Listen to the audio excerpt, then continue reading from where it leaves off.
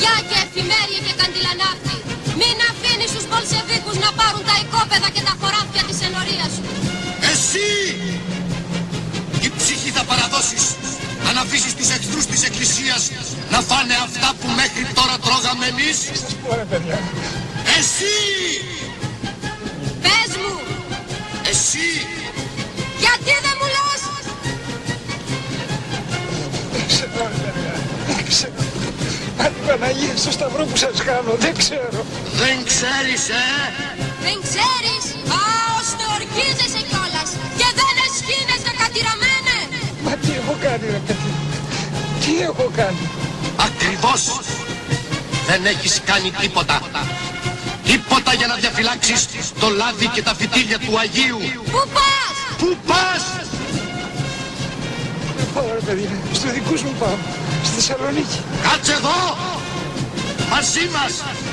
Να αγωνιστούμε για όλα όσα δεν προλάβαμε να φάμε, να πιούμε και να αρπάξουμε κολό με την Ίτσις και ο Μακρακόνης Λιγούριος.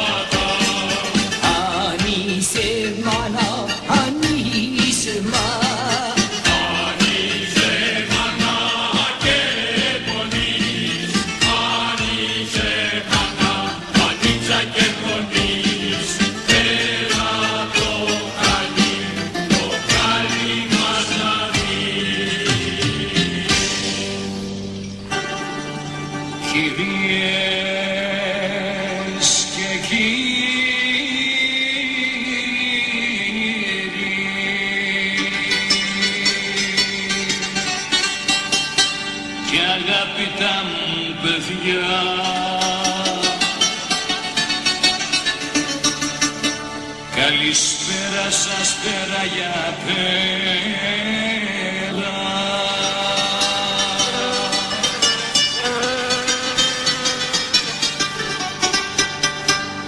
Σήμερα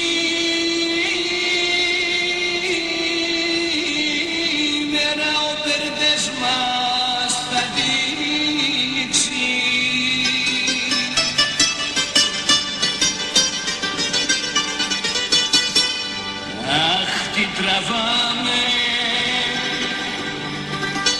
τι τραβάμε και δεν το μαρτυράμε.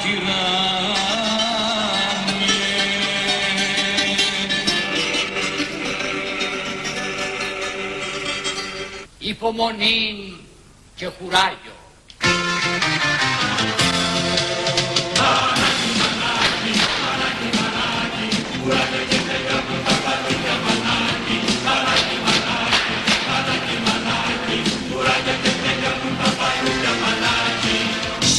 Αδελφοί, εμείς ό,τι είχαμε να δώσουμε, το εδώσαμε.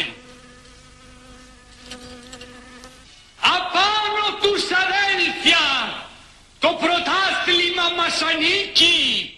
Εσείς από μπροστά και εμείς από πίσω.